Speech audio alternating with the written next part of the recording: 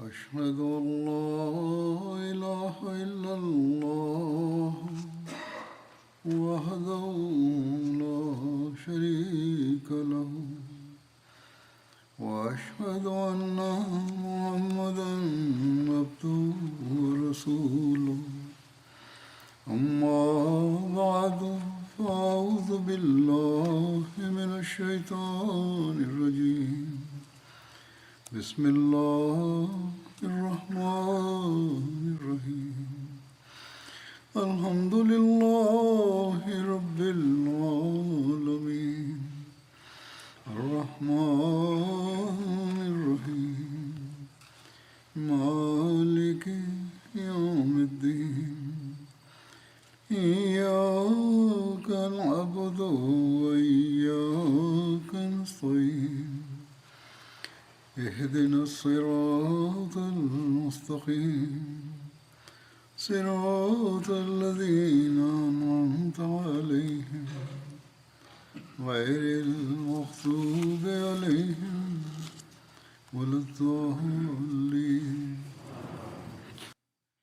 في سياق الحديث عن وقائع غزوة أحد كنت ذكرت لكم هتافات أبي سفيان التي أعلى فيها شأن أصنامه، وأبدى النبي صلى الله عليه وسلم الغيرة لله عز وجل، وأخبرتكم كيف أنه صلى الله عليه وسلم طلب من الصحابة أن يرفعوا هتافات تكبير الله حتى في تلك الساعة الحرجة. واليوم سأقدم لكم مزيدا من النصوص. يقول سيدنا المصلح الموعود رضي الله عنه: ورد في الأحاديث أن أبا سفيان في غزوة أحد هتف بكل قوة: لنا عزى ولا عزى لكم، أي أن صنمنا عزى يؤيدنا ولا صنم لكم ليؤيدكم.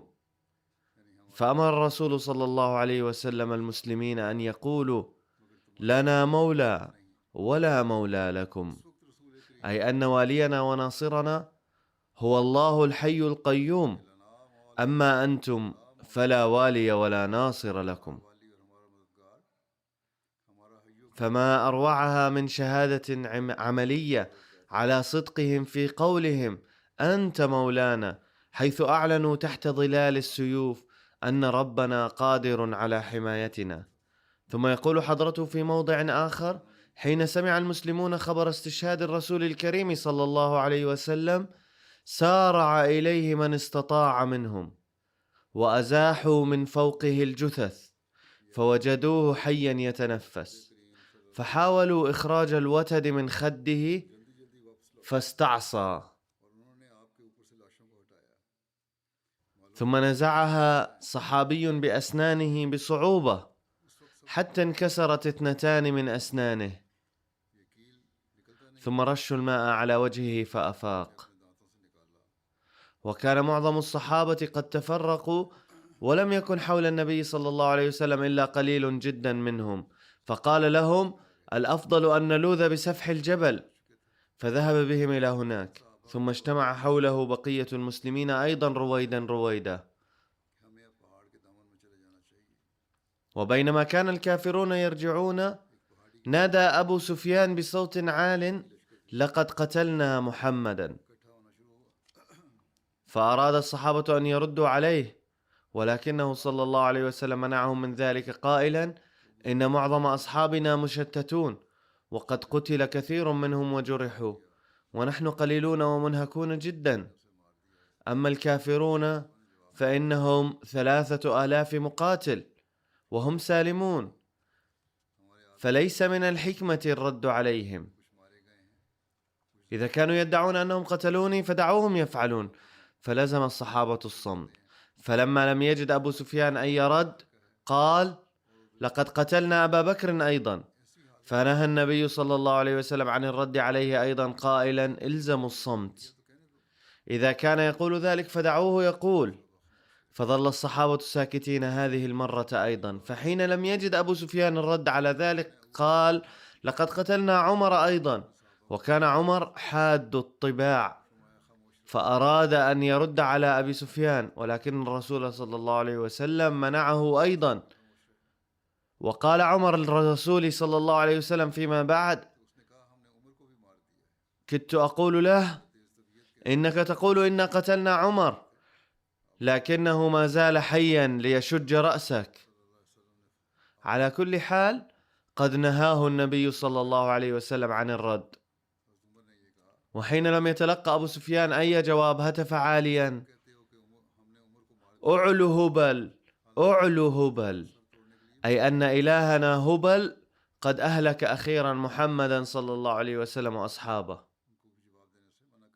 فلما كان النبي صلى الله عليه وسلم قد نهى الصحابة عن الكلام والرد ظلوا صامتين هذه المرة أيضا. أما النبي صلى الله عليه وسلم ذلك الإنسان المقدس الذي كان قد نهاهم عن الرد على أبي سفيان من قبل عند ادعائه بقتله وقتل أبي بكر وعمر، وأمرهم بلزوم الصمت،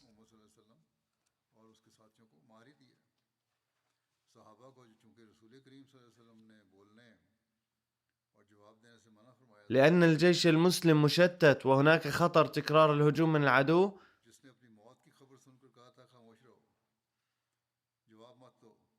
ثارت غيرته صلى الله عليه وسلم على وحدانية الله تعالى لما سمع هتاف: أعلو هبل، أعلو هبل.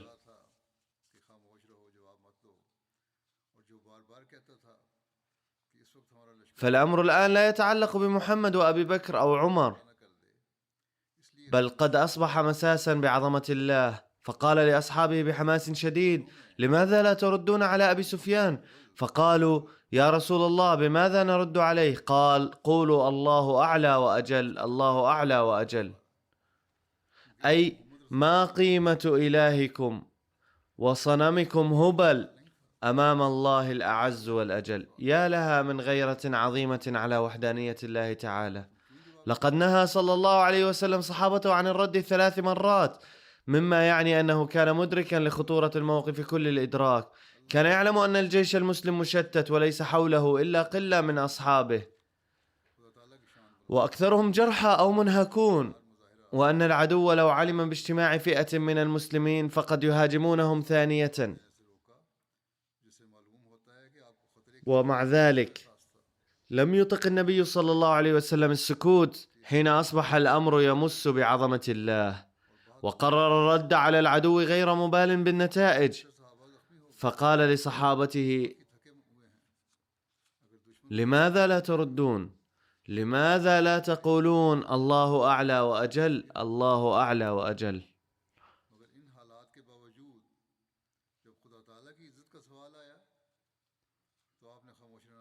كل هذا قد ورد في تفسيره لسورة الكوثر. إذا أردتم التفصيل فاقرأوا التفسير الكبير، فسوف تجدون فيه معلومات أخرى كثيرة. يقول حضرته في موضع آخر: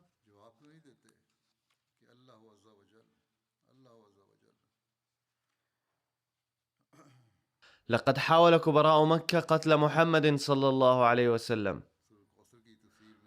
ولكن هل تجدون أحدا يذكر اسمهم وينتسب إليهم؟ في غزوة أحد نادى أبو سفيان: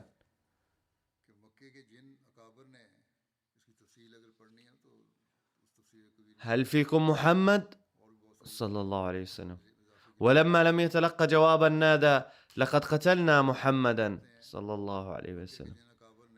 ثم نادى: هل فيكم أبو بكر؟ وعندما لم يتلقى ردا قال: لقد قتلنا أبا بكر أيضا.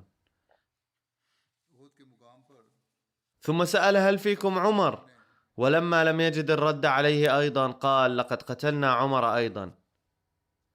اذهبوا اليوم إلى أركان العالم ونادوا مؤيد صاحب هذا النداء وسيد الكفار أبا جهل، واسألوا: هل فيكم أبو جهل؟ لن تجدوا أي صوت يقول نعم فينا أبو جهل، ولكن لو ناديتم هل فيكم محمد فسوف تجدون ارتفاع مئات الملايين من الأصوات، وتسمعون العالم بأسره يقول: نعم إن رسول الله صلى الله عليه وسلم محمد موجود فينا، لأننا نتشرف بتمثيله والانتساب إليه. أما إذا ناديتم اليوم أبا جهل فلن تسمعوا أي صوت من زاوية، إن سلالة أبي جهل ما زالت موجودة في العالم، ولكن لا أحد يتجاسر على القول بأنه من سلالة أبي جهل. وقد يكون هناك نسل لعتبة وشيبة أيضا في الدنيا اليوم، ولكن هل هناك أحد يقول إنني من أولاد عتبة وشيبة؟ إذن فإنما اسم الرسول صلى الله عليه وسلم الذي رفعه الله وأبقاه مرفوعا. يقول سيدنا المسيح الموعود عليه الصلاة والسلام: المصائب التي تحل بالأنبياء تكمن فيها آلاف الأسرار. فقد حلت مصائب كثيرة بالنبي صلى الله عليه وسلم. لقد جاء في رواية أنه صلى الله عليه وسلم أصيب ب70 جرحا من السيوف في غزوة أحد، وسر الكفار كثيرا نظرا إلى حالة المسلمين السيئة ظاهريا. وقد نادى أحد الكفار بأعلى صوته ظنا منه أن النبي صلى الله عليه وسلم وأصحابه الكبار قد قتلوا جميعا. نادى: هل فيكم محمد صلى الله عليه وسلم؟ أمر النبي صلى الله عليه وسلم أصحابه أن يسكتوا ولا يردوا عليه، فسر ذلك الكافر نتيجة السكوت وظن أنهم قتلوه، لذلك لم يرد أحد. ثم نادى الكافر على أبي بكر رضي الله عنه على المنوال نفسه، ولزم الجانب الآخر الصمت هذه المرة أيضا. ثم نادى على عمر رضي الله عنه، فلم يتمالك عمر رضي الله عنه نفسه وقال: ماذا تهذي يا أيها الشقي؟ كلهم أحياء. فمواجهة هذا النوع من المصائب أيضا ضروري، ولكن تكون نتيجتها كما قال النبي صلى الله عليه وسلم: إن الكفار لن يغزونا بعد اليوم بل نحن سنغزوهم. كان النبي صلى الله عليه وسلم غالبا قال ذلك في غزوة خندق التي كانت بعد أحد، فهذا المقتبس من الملفوظات وربما هو من سهو الناسخ، فقد كان صلى الله عليه وسلم قال ذلك بعد غزوة خندق، أن الكفار لن يغزونا بعد اليوم بل سوف نغزوهم. كم كان الوقت عصيبا على النبي صلى الله عليه وسلم عند هجرته من مكة، لكن الله عز وجل قد غير الأوضاع الآن أتناول بيان استشهاد سيدنا حنظلة. نجد في الروايات ذكر تضحية صحابي آخر بحياته بشجاعة وإخلاص حبا للنبي صلى الله عليه وسلم في هذه الغزوة نفسها. تقول زوجة هذا الصحابي: إن زوجي حين علم بأن النبي صلى الله عليه وسلم قد خرج للحرب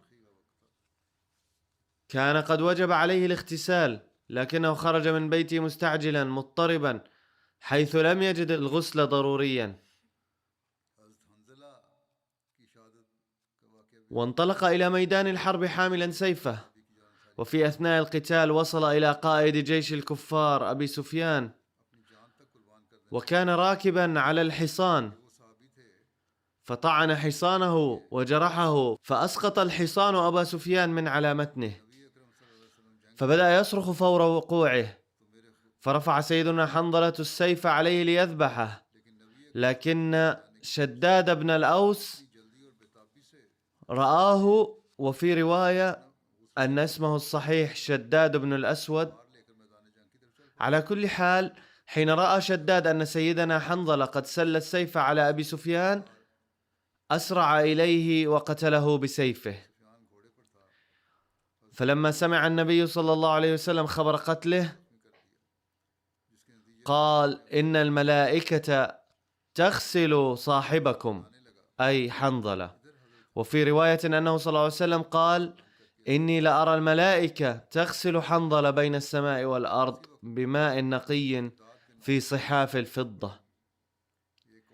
كان اسم زوجته جميلة، وهي ابنة رئيس المنافقين عبد الله بن أبي بن سلول.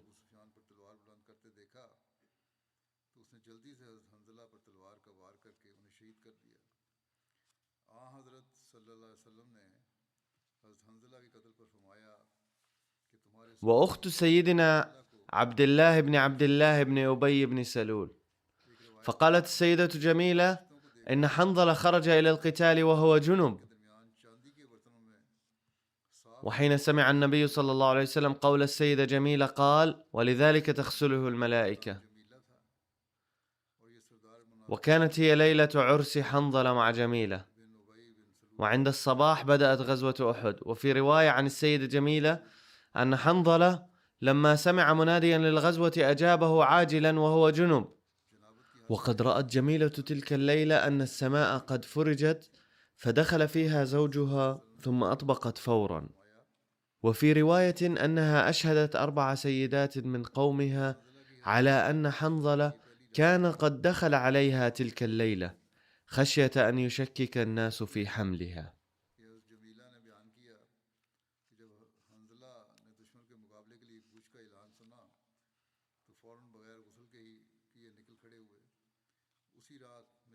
لأن الناس يتكلمون ويشككون ويثيرون الشبهات، ويوجد اليوم أيضا أناس يرمون النساء بهتانا. على كل حال، أشهدت جميلة رضي الله عنها هؤلاء النسوة على حملها درءا للشكوك والشبهات عنها. وتقول جميلة نفسها: قد فعلت ذلك لأني رأيت في المنام أن السماء فرجت وصار فيها باب فدخل حنظلة فيه، فأدركت أن أجله قد أتى. كنت حملت منه في تلك الليلة، وولد من ذلك الحمل عبد الله بن حنظلة. ولم تمثل قريش بجثة حنظلة رضي الله عنه، أي لم يجدعوا أنفه ولم يخرجوا حدقة عينه، لأن والده أبا عامر الراهب كان مع قريش. ثم هناك واقعة استشهاد سعد بن الربيع رضي الله عنه. حضر سعد بن الربيع بدرا وأحدا واستشهد يوم أحد. قال رسول الله صلى الله عليه وسلم يوم أحد: من يأتيني بخبر سعد بن الربيع؟ فقال رجل: أنا. فذهب يطوف بين القتلى ويبحث عنه، فرآه سعد بن الربيع فقال له: ما شأنك؟ فقال الرجل: بعثني رسول الله صلى الله عليه وسلم لآتيه بخبرك. فقال سعد رضي الله عنه: فاذهب إلى النبي صلى الله عليه وسلم وأقرئه مني السلام، وأخبره أني قد طعنت بالرماح 12 طعنة، وقد أدخلت خصومي في الجحيم، أي قد قتلت كل من قاتلتهم. وأخبر قومي أنهم لا عذر لهم عند الله إن قتل رسول الله صلى الله عليه وسلم وواحد منهم حي.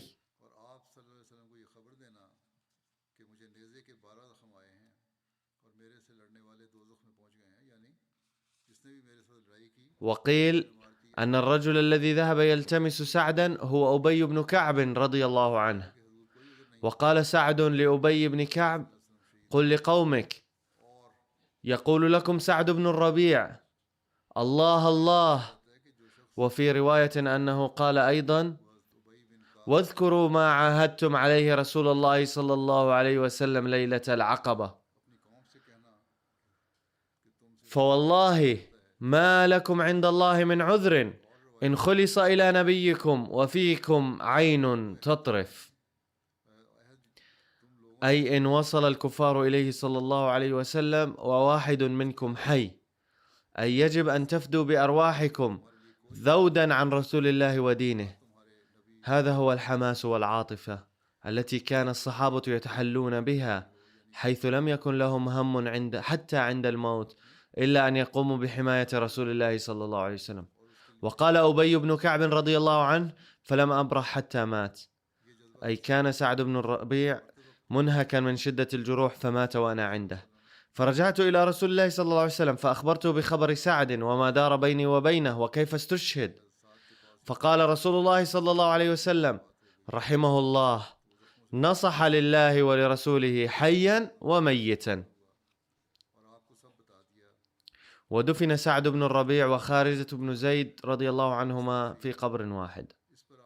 وقد كتب حضرة صاحب زاد مرزا بشير أحمد قصة استشهاد سعد بن الربيع رضي الله عنه كالآتي: نزل النبي صلى الله عليه وسلم أيضا إلى الساحة ليتفقد جثث الشهداء. كان المشهد الماثل أمام أعين المسلمين في ذلك الوقت، أي بعد انتهاء القتال، يبكي دما، أي كان النبي صلى الله عليه وسلم جريحا ومع ذلك نزل إلى الميدان بحثا عن جثث الشهداء. كانت جثث 70 من المسلمين ملقاة في ساحة القتال، مدرجة بالدماء وملطخة بالتراب، وكانت تقدم مشهدا مروعا ومهولا لعادة العرب الوحشية التي اسمها المثلى.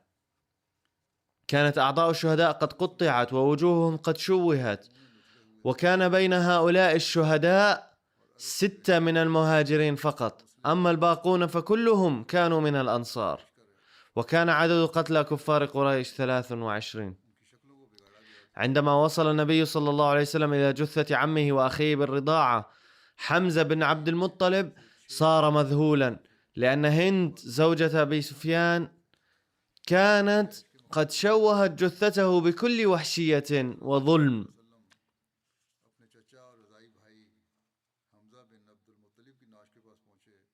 ظل النبي صلى الله عليه وسلم واقفا عند جثته في صمت تام بعض الوقت، وآثار الهم والغيظ بادية في وجهه، وفكر لأول وهلة أن يرد على هؤلاء الوحوش من أهل مكة بنفس الوحشية والعدوان، لأنهم لن يعودوا إلى صوابهم ولن يتلقوا درسا بدون ذلك. ولكنه صلى الله عليه وسلم لم يلبث أن امتنع عن تنفيذ هذه الفكرة وصبر، بل وأعلن أن عادة المثلى، أي قطع أعضاء القتيل وتشويه صورته، حرام في الإسلام للأبد، وأنه مهما اهتدى العدو فلا ترتكبوا هذه العملية الهمجية في أي حال، بل عليكم البر والإحسان. ثم كتب حضرته: وكانت قريش قد مثلوا بجثث الصحابة الآخرين أيضا، ومنهم جثة عبد الله بن جحش ابن عمة النبي صلى الله عليه وسلم، لقد شوهوها تشويها شديدا، وكلما مر النبي صلى الله عليه وسلم بجثة بدت على وجهه آثار الحزن والألم أكثر فأكثر. وفي سياق ذكر هؤلاء الشهداء وتضحياتهم تحدث حضرة المصلح الموعود رضي الله عنه عن سعد بن ربيع الأنصاري رئيس الأنصار، وعما كان يكنه من حب وعشق للنبي صلى الله عليه وسلم، فقال: من وقائع يوم أحد أنه بعد انتهاء القتال قال النبي صلى الله عليه وسلم لأبي بن كعب رضي الله عنه: اذهب وابحث عن الجرحى.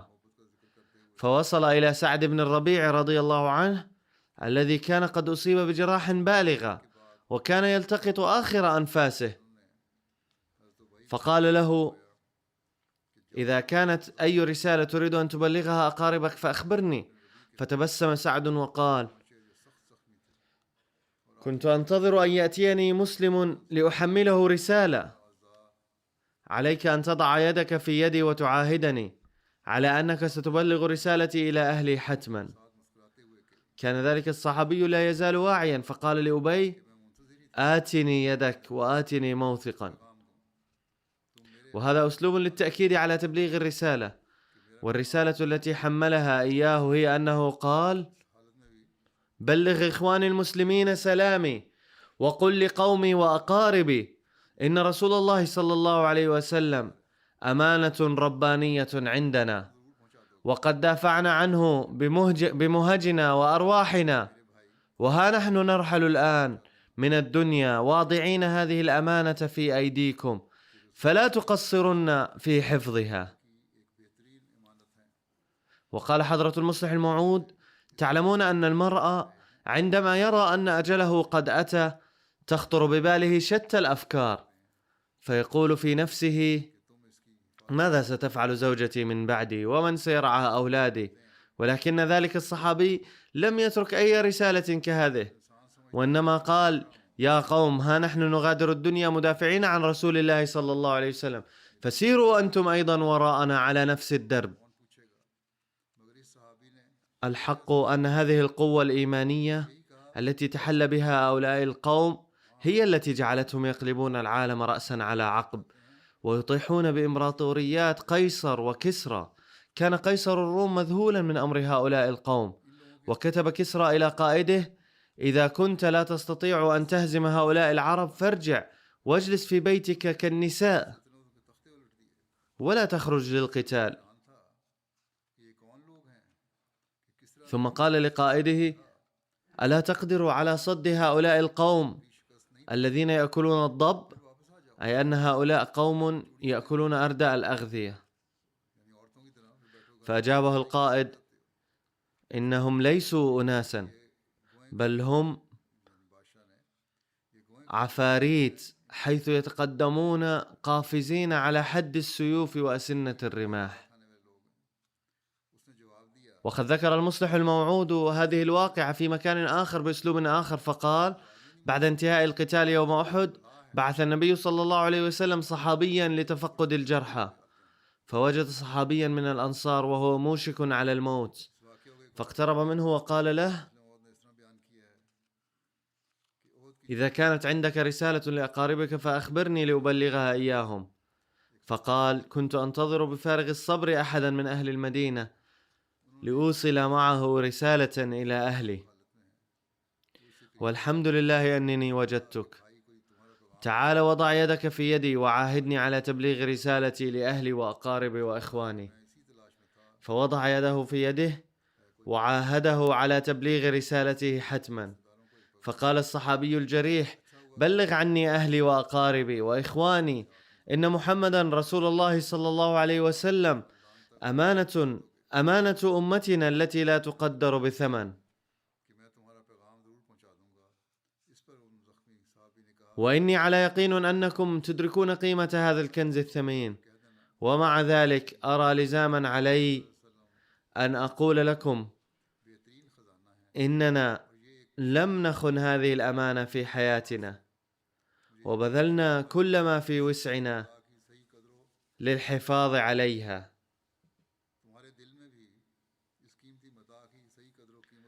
والآن نحن نموت تاركين هذه الأمانة المقدسة وراءنا، وآمل أن أولادي وإخواني وأقاربي كلهم سيحافظون على هذه الأمانة المقدسة بأشد مما يحافظون به على أرواحهم، ولن يألوا جهدا في أداء.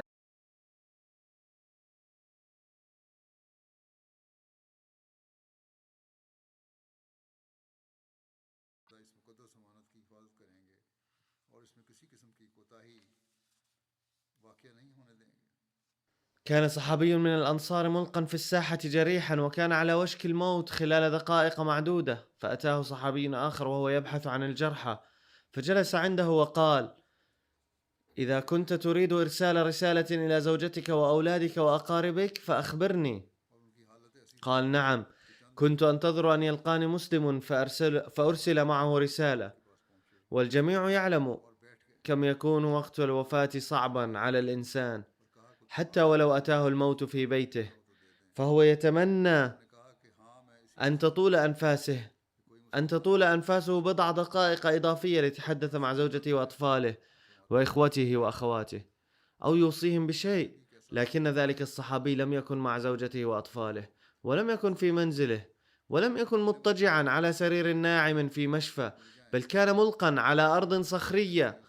ومع ذلك لم تكن رسالته أن سلم على زوجتي وقل لها أن تقوم بتربية أولادي جيدا، أو أن يقسم عقاري على نحو كذا وكذا، أو أن مالي موجود في مكان كذا وكذا فليأخذوه من ذاك المكان، إذ كان ذلك الصحابي من الزعماء الأغنياء.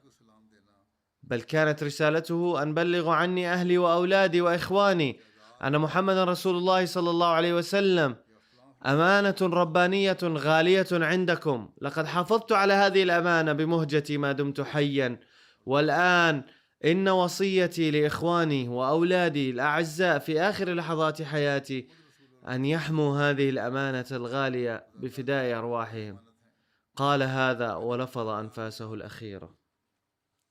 إن هذه القصص عن حب الرسول صلى الله عليه وسلم وعشقه لمحيرة ومذهلة للغاية. نسأل الله تعالى أن ينفخ فينا أيضا مثل هذا الحب والعشق لرسوله صلى الله عليه وسلم، إذ لو صار هكذا تفكيرنا فسوف نزداد تعلقا بالله تعالى، وسنسعى حقا لتدارك ضعفنا وتقصيرنا وسنصبغ عباداتنا وأخلاقنا وعاداتنا بالصبغة الإسلامية الحقيقة. وفقنا الله تعالى لذلك. اور اپنی کمزوریوں کو دور کرنے کی بھی حقیقت میں کوشش کریں گے تاکہ ہم صحیح اسلامی رنگ اپنے عبادتوں میں، اپنے اخلاق میں، اپنی عادات میں پیدا کریں. اللہ تعالیٰ ہمیں اس کی توفیق عطا فرمائے. کچھ جنازے میں پڑھاؤں گا، مرحومین کا ذکر ہے. پہلا ذکر ہے. أما الآن فأذكر بعض الإخوة الذين وافتهم المنية وأصلي عليهم الجنازة. أولهم هو الدكتور منصور الشبوطي الذي كان أسيرا في سبيل الله في اليمن، وقد قبض عليه لانتمائه إلى الأحمدية، وتوفي في أثناء أسره في 26 من يناير عن عمر يناهز 63 عاما. إنا لله وإنا إليه راجعون. كان في السجن وسجن بسبب الأحمدية، ولم يتيسر له العلاج الصحيح في الأسر.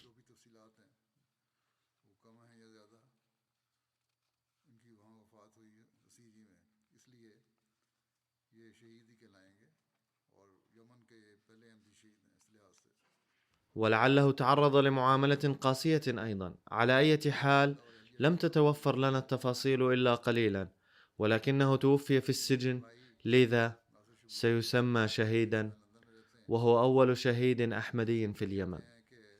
ترك خلفه ولدان، أيمن وبلال، ووالدته المسنة وزوجته. يقول شقيق المتوفى ناصر الشبوطي المقيم في لندن إن جثته سلمت إلى ابنه في أول فبراير شباط، ولكن بما أن جميع الرجال الأحمديين تقريبا في السجن، فقد صلى عليه أصدقاء الجماعة من غير الأحمديين جنازته ودفنوه. يتابع السيد ناصر الشبوطي قائلا: كان جدنا عبد الله محمد عثمان الشبوطي أول أحمدي يمني، ووالدنا محمود عبد الله الشبوطي هو أول يمني تخرج داعية. كانت والدة المرحوم هي السيدة شهرخ نسرين بنت سيد بشير أحمد، والسيدة فرخ خانم من ربوة. تنحدر السيدة فرخ خانم من عائلة جنود، ووفقت مع والدتها السيدة حليمة بانو وأخيها سيد حاجي جنود الله للعمل بأمر رسول الله صلى الله عليه وسلم القائل: عندما يأتي الإمام المهدي فبايعوه ولو حبوا على الثلج. فجاءت العائلة من كاشغر مسافرين على جبال الثلج إلى قاديان وبايعوا. يقول ابن الشهيد السيد بلال الشبوطي عن ملابسات شهادته: في 11 يناير 2023 اقتحم رجال الأمن بيتنا ووضعوا البندقية على صدر المرحوم، وأرادوا أن يأخذوا معهم والدي وإياي، فقال لهم: اقتلوني إن شئتم ولا تأخذوا ابني. عندما صلى عليه غير الأحمديين كان ابنه البالغ 16 عاما موجودا هناك.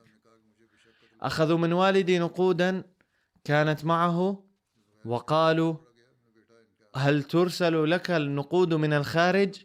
قال: لا يرسل لي أحد نقودا من الخارج، بل هو مما كسبته بعرق الجبين.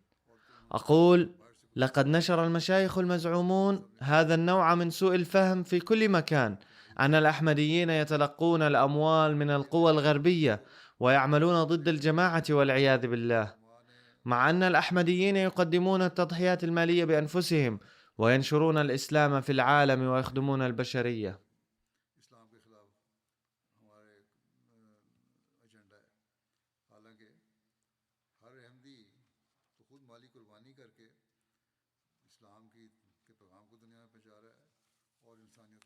هذا وهناك تفاصيل طويلة لهذا الحادث، ولكني أتركها جانبا وأذكر ما قالته زوجة الشهيد.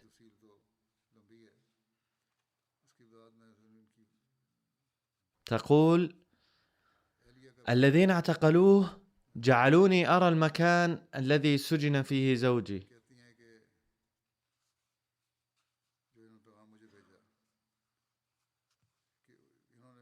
وأخبروني أن زوجي كان يكثر من أداء النوافل في غرفته ويبكي فيها كثيرا، وقالوا إن السبب وراء اعتقاله هو أن بعض الأحمديين أخبروهم أن الدكتور كان يتلقى النقود من بريطانيا ويقوم بتوزيعها هنا في اليمن لتشكيل ميليشيات، وأنه بعد التحقيق معه عرفوا الحقيقة وكانوا سوف يفرجون عنه، ولكن تدهورت حالته الصحية بسبب القلق والاضطراب. على أي حال هذا ما قالوا لزوجة الشهيد، ولعل أوامر السلطات العليا كانت مختلفة، ولكن المسؤولين تحتهم كانوا يفعلون ما يشاءون، وبسبب ممارستهم القسوة عليه تدهورت صحته. يقول أخو الشهيد السيد ناصر الشبوطي في بيان سيرته: كان نعم الأخ، حنونا محبا، وكان الناصح الأمين لإخوته، كان ذكيا في دراسته، وكان من الطلاب العشرة الأول على مستوى الجمهورية، وتم تكريمه من قبل الدولة. كان ملتزما بأداء الصلوات الخمس وصلاة التهجد وقراءة القرآن بعد صلاة الفجر، وكان يدفع التبرعات دون توقف وبسخاء. كان يساعد ويعالج البعيد قبل القريب، وكان دائما مبتسما في وجه المرضى، وكان لا يأخذ منهم أي أجر إذا كانوا فقراء، بل يتنازل عن أجره مقابل العملية التي يجريها لهم. إذا مرض أي من الجيران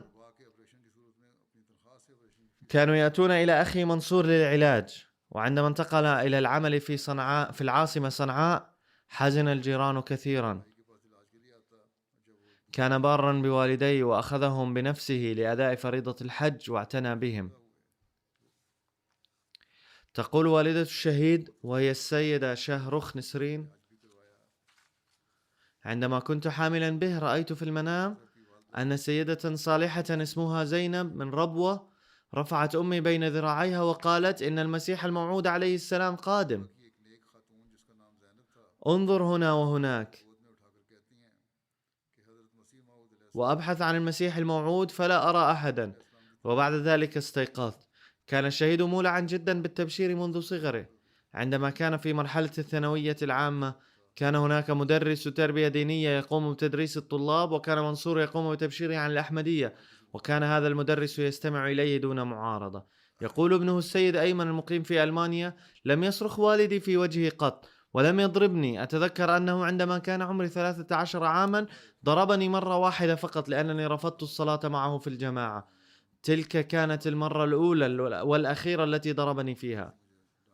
كان والدي يشجعني دائما على الدعاء عندما أواجه أي مشكلة. لم يقل ذلك بالكلمات فحسب، بل مارسه هو بنفسه حقا، وكنت أراه يبكي أثناء السجود وهو يدعو الله.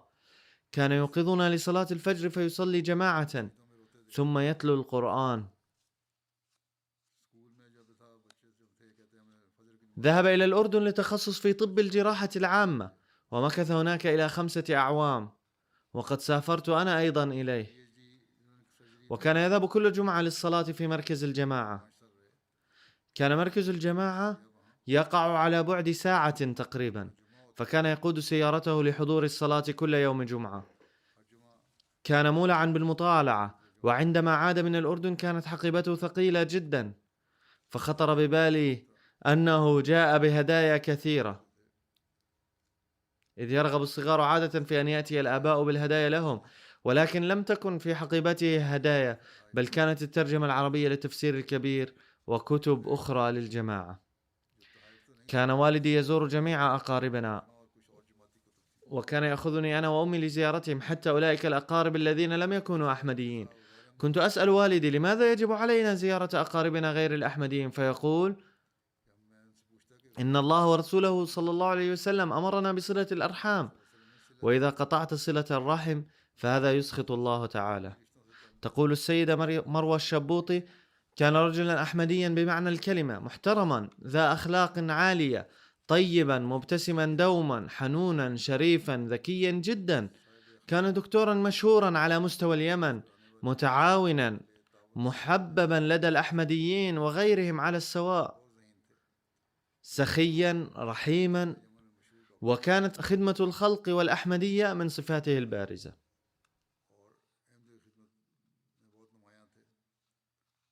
ومن انطباعات بعض غير الأحمديين بيان أصدرته منظمة أطباء اليمن جاء فيه: ببالغ الحزن والأسى نعلن عن وفاة الأستاذ الدكتور منصور الشبوطي استشاري الجراحة العامة الذي وافته المنية في يوم كذا وكذا، إنا لله وإنا إليه راجعون. ثم تقول منظمة الأطباء إن ظروف الوفاة الغامضة قد أثارت القلق والاستياء في الوسط الطبي، حيث تشير المعلومات المتاحة إلى أن الدكتور منصور كان يتمتع بصحة جيدة قبل أن يتم احتجازه بدون معرفة سبب الاحتجاز أو الجهة، ولمدة أسبوعين ليظهر قبيل وفاته وهو في حالة صحية سيئة جدا. لقد كتب عنه بعض أصدقائه غير الأحمديين، وأحدهم الدكتور خالد الأديب يقول: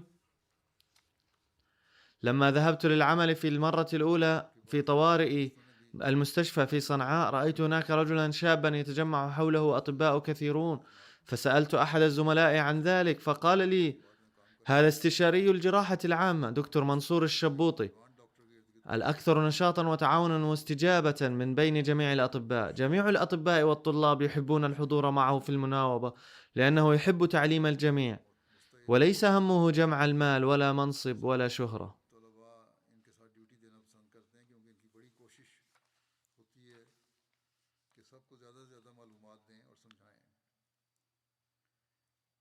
كان هادئا نشيطا محافظا على صحته، وبسمته الدائمة وأخلاقه العالية بعيدا عن الأنانية وحب الدنيا. وكتب أحد أصدقائه إن وفاته خسارة كبيرة لليمن، خسرت اليمن رجلا كهذا الرجل الطيب الذي قضى عمره في خدمة المرضى. وكتب صديق آخر: كان دكتور منصور ذا يد ذهبية في الجراحة وأخلاق طبية عالية. لقد كتبت كل الصحف في جنوب اليمن عن وفاته بمختلف العناوين، مثل اغتيال أشهر طبيب، وفاة أشهر طبيب، واختطاف أشهر طبيب، وغيرها من العناوين. على أي حال، لقد كتب إلي أحد أنه من خلال خبر وفاته انتشر اسم الأحمدية في اليمن كثيرا، ولعله يصبح ذريعة لتبليغ الدعوة، وأدعو الله تعالى أن يتحقق ذلك. غفر له الله تعالى ورحمه ورفع درجاته وألهم ذويه الصبر والسلوان، وأن يحسن الله تعالى الظروف هناك. إن الجماعة هناك صغيرة وأسر معظم رجالها، وندعو الله تعالى أن يهيئ أسبابا لفك أسر في القريب العاجل.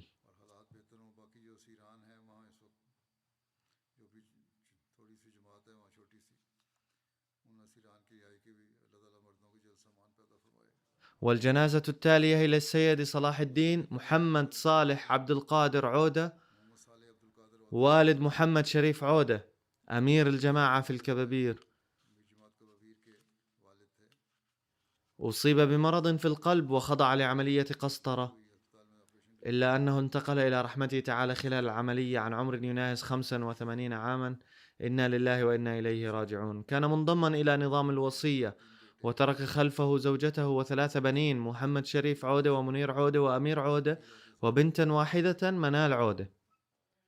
وحفد منهم العزيز مسرور منير عودة وبشير الدين محمود عودة، الأول يدرس في الجامعة الأحمدية ببريطانيا، والآخر في الجامعة الأحمدية بكندا. كتب محمد شريف عودة: كان جد المرحوم الحاج صالح عبد القادر عودة من أوائل الأحمديين في فلسطين، حيث بايع في 1928، وبايع بعده أبو جد المرحوم عبد القادر عودة، وبعد فترة بايع والد المرحوم محمد عودة أيضا. وعليه فإن والد المرحوم وجده وجد أبيه كلهم كانوا أحمديين. لقد ولد في عام 1939 وكان أحمديا بالولادة. حين كان في 14 من عمره خرج لقضاء حاجته في أحد الأيام، وكان الطقس باردا ولم يكن لابسا ملابس مناسبة، فتجمد جسده وأغمي عليه فسقط أرضا. بحثوا عنه فوجدوه بعد مدة وأخذوه إلى المشفى. كانت حالته صعبة وميؤوسا منها. قال الطبيب: شفاؤه سيكون معجزة، ولكن لو شفي بمعجزة فإنه لن يرزق بأولاد. كان الداعية مولانا محمد شريف هناك، فكتب رسالة الدعاء إلى المصلح الموعود رضي الله عنه، وبفضل الله تعالى شفي ثم تزوج ورزق ب3 أبناء وبنت. كان يخدم المبشرين طوال حياته تماما كما كان أبوه يخدم. كذلك كان يخدم بكل حرص وتفاني واهتمام ضيوف المسيح الموعود عليه السلام، الأمر الذي شهد له به القاصي والداني، وشهد بذلك كل من أتى للتعزية. يقول السيد شريف عودة: لقد تعود البعض على ضيافته، حيث كان بعض الضيوف يريدون أن يأتوا ليضيفهم المرحوم، فهناك أحد القصص أراد أن يأتي للزيارة وسألني عن أبي إذا كان موجودا، فقلت له إنه خارج البلاد، فقال: لن آتي الآن، سوف أزوركم عند عودته حتى أتمتع بضيافته. كان المرحوم حنونا معطاء يرعى المساكين بشكل خاص، وكان يهتم بالمبايعين الجدد الذين سكنوا في الكبابير وتخلت عنهم عائلاتهم، فكان هو الأب الحنون لجميعهم. جاءت إحدى السيدات وقالت إن زوجي كان يقضي مع المرحوم وقتا طويلا، فقال لي: لا أعرف أين أذهب الآن.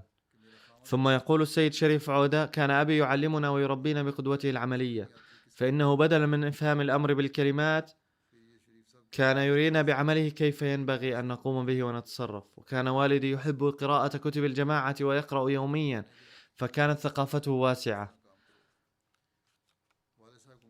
ثم يقول السيد محمد شريف بأنه لم يحتج لمساعدتنا إلى آخر أيامه، بل كان هو من يساعدنا، وكان سعيدا بأن أبناءه يخدمون الجماعة.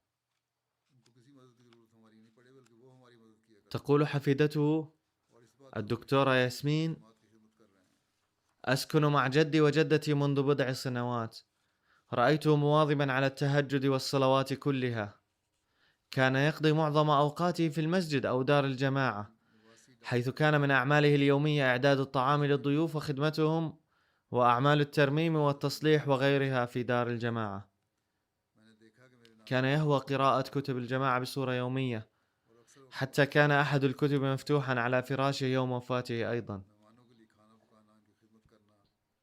تقول: كانت بعض الترميمات متوقعة في البيت، فقال جدي لجدتي: لا حاجة لذلك، فإننا سوف نموت، ومن الأفضل أن ننفق هذه الأموال على المحتاجين. عندما دخل لعملية القسطرة شهد الأطباء أنه ليس أن قلبه ضعيف فقط، بل إن الأوردة والشرايين أيضا مسدودة بصورة خطيرة، وكانوا مستغربين من أنه كيف كان يمشي ويتحرك بهذه الحالة. كان يتمنى ويدعو أن يأخذ الله أمانته وهو في صحته يتكلم ويمشي، فتوفي كما تمنى، حيث بقي يمشي ويتحرك إلى آخر يومه ولم يحتج إلى مساعدة أحد. يقول السيد شريف عودة: كان والدي ينفق على الناس بكل سخاء. جاء يوما أحد الأقرباء من المسنين وطلب منه مساعدة مالية، فأعطاه كل ما في جيبه. كذلك في أحد الأيام لما كان المبشر المرحوم فضل إلهي بشير في الكبابير، طلب من المرحوم تبرعات لمسجدنا في الكبابير، وكان المرحوم قد تلقى مبلغا كبيرا للتو وكان معه، فقد أعطاه كل هذا المبلغ. خضع المرحوم لعملية جراحية للفتق، فسأله أحد الشباب عن صحته، فقال له المرحوم: لدي أوجاع. يقول الشاب: فقلت له: ومع ذلك أنت تقوم بالأعمال؟ ماذا فعلت اليوم؟ فقال لي أنه حمل عدة العمل وذهب لتصليح باب في دار الجماعة. فقلت له: مع أنه من المفروض بعد العملية ألا تقوم بمثل هذه الأعمال الشاقة. فقال له: لا أستطيع أن أجلس دون عمل، ومن أعمالي خدمة الجماعة. يقول السيد سيف الدين أبو عصب من فلسطين: ما عرفنا عن صلاح الدين عودة إلا كل خير.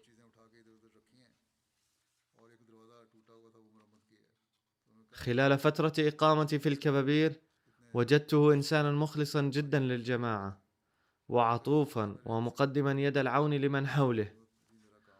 كان القائم بأعمال تقديم الضيافة. رغم كوني والد الأمير، أنا شخصيا لم أكن أعرف أنه والد الأمير، بل عرفت ذلك لاحقا، لأنه لم يخطر ببالي قط أن يكون والد الأمير نظرا إلى أعمال الخدمة التي كان يقوم بها، لأنه كان متواضعا جدا.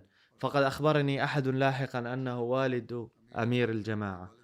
يقول السيد أيمن المالكي: كان المرحوم يأتي إلى صلاة الفجر ويتوجه بعدها إلى دار الضيافة، ويبقى فيها يعمل دون كلل أو ملل حتى ساعات متأخرة من الليل، وهو على ذلك 7 أيام في الأسبوع. كان عاشقا للخلافة موقرا لنظامه، حتى أنه كان يقف احتراما إذا دخل عليه ابنه أمير الجماعة.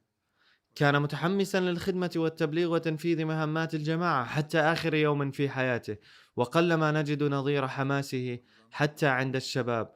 وقد عاصر 4 من خلفاء المسيح الموعود عليه السلام. كان حديثه عن الخلافة شيقا يجذب السامعين. يقول السيد محمد علاونة: لقد تعرفت عليه مع أول زيارة لي للكبابير بعد بيعتي للمسيح الموعود عليه السلام قبل أكثر من 20 سنة. لقيني بكل محبة وإخلاص، ورأيته يخدم الجماعة رغم كبر سنه بحب وإخلاص يفتقده كثير من الشباب. كان حنونا ولطيفا للغاية.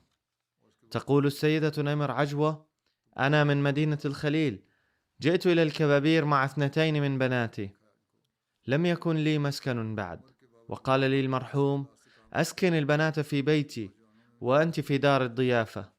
وفعلا أسكنت عنده بناتي ما يقارب 1.5 شهر، وكان يوفر لهن كل أجواء الراحة والسعادة والطعام. كان لي أبا حنونا عطوفا، وإن فراقه أشعرني وكأن روحي خرجت من جسدي. يقول داعية الكبابير شمس الدين: لم يكن المرحوم يرضى برمي الأشياء القديمة الموجودة في المسجد ودار الجماعة، بل كان يصلحها ويجعلها قابلة لإعادة الاستخدام. وهذا هو أسلوب التوفير الذي ينبغي أن يتم العمل به في أماكن أخرى أيضا. وقد رأينا في بعض الأحيان أن الذين يأتون أحيانا إلى المسجد لطلب المساعدة كان المرحوم يعاملهم أيضا معاملة الضيوف الكرام ويجلسهم ويطعمهم. تقول حفيدته رنا عود جهنجير: رأيت جدي يفيق مبكرا لأداء صلاة التهجد ويواظب على الصلوات ال5، وكان يهتم بالفقراء كثيرا. كان الناس يقولون له أن ينفق ماله على نفسه أيضا، لكنه كان يرد عليهم دوما: أحب أن أعطي هذا المال للمحتاجين. كان يؤمن إيمانا كاملا بالله ويكن حبا كبيرا للخلافة، رحمه الله تعالى وغفر له، ورفع درجاته وألهم الصبر والسلوان لأولاده ونسله، ووفقهم للاستمرار في الحسنات التي كان يقوم بها.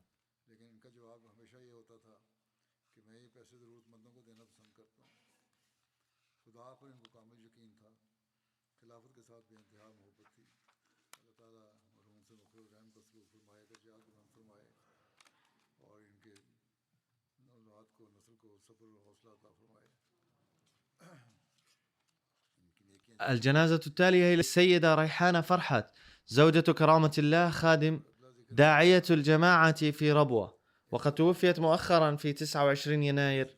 إنا لله وإنا إليه راجعون.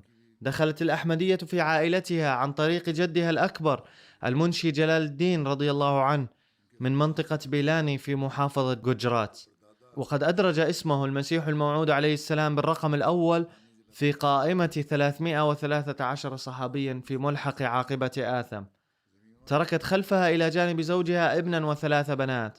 يوفق ابنها السيد إحسان الله لخدمة في إسبانيا داعية للجماعة، فلم يستطع الاشتراك في جنازة والدته لكونه في ميدان العمل، كما أن هناك أسبابا أخرى لذلك. زوجها السيد كرامة الله خادم واقف للحياة وداعية للجماعة، وصهرها السيد آصف محمود بط أيضا داعية للجماعة ويوفق للخدمة في تنزانيا.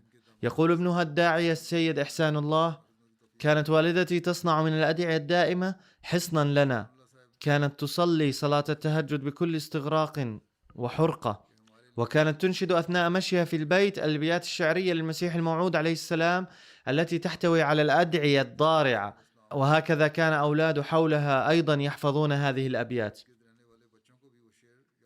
كانت مواظبة على أداء التبرعات وخدمة الجماعة، واستمرت تشترك بانتظام في برامج الجماعة ما كانت صحتها جيدة. كانت اقتصادية وصابرة وشاكرة لأنعم الله تعالى، وكانت فخورة بالأحمدية. وتقول ابنتها نعمان النصرت: كانت تتحلى بصفة الشكر بشكل كبير. لو ذكر لها أحد مثنيا عليها أنه لم يكن لها إلا ولد واحد إلا أنها وقفت حياته أيضا، فكانت ترد عليه بكل تواضع وبعاطفة الشكر: كيف أشكر الله تعالى على أنه وهب لي وحيدا، فلما وقفت حياته في سبيل الله فإن رحمة الله أرجعت لي الكثيرين في سورة الحفدة. ثم كانت تقول: إن جميع الأحمديين هم واقفو الحياة في الحقيقة. لقد ولدت المرحومة في ربوة، وكانت سعيدة جدا بتطور الربوة وازدهارها. كانت معروفة كعضوة نشيطة ومدبرة في لجنة إيمان الله. لقد عاشت حياتها مقتصدة ومدبرة، وكما أنها كانت تشكر الله تعالى وكأنها تنعم بأفضل المرافق وأكثرها، وتتمتع بالسكينة والطمأنينة.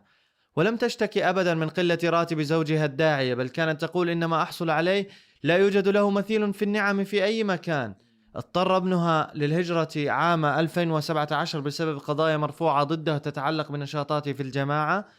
كما ذكرت أن هناك أسبابا مانعة له من السفر، وبالتالي لم يستطع العودة إلى باكستان. كما أن والدته لم تستطع السفر إليه للقاء معه لضعف صحتها، إلا أنها بكل صبر ومحبة ظلت تنصح ابنها لأداء مسؤولياته المتعلقة بوقف حياته.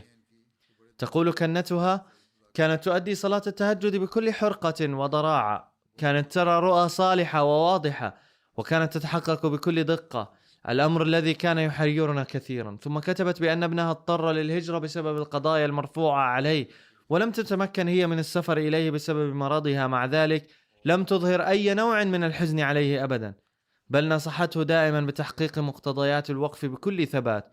وكانت تقول: لقد سهلت الأمور في الوقت الحاضر، إذ يمكن أن يبقى الناس على اتصال دائم. لم تدع أمومتها تحول دون أعمال الوقف لابنها. قال لها أحد: لقد مر وقت طويل، فاكتبي إلى خليفة الوقت من أجل السفر إلى ابنك واللقاء معه، فسيتم تدبير ذلك. قالت: لقد وقفت حياة ابني، ولا يسعني أن أرفع مثل هذه الطلبات. غفر الله لها ورحمها ورفع درجاتها وألهم ذويها الصبر والسلوان، آمين.